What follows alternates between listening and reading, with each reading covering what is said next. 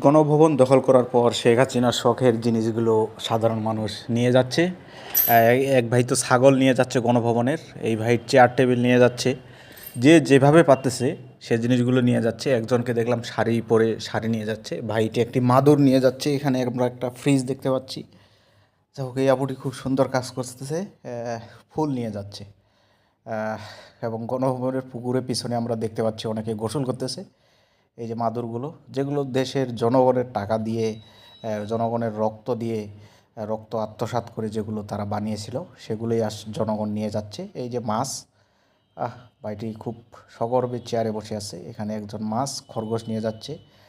বিছানার চাদর পর্যন্ত, বালতি, সব কিছু নিয়ে যাচ্ছে।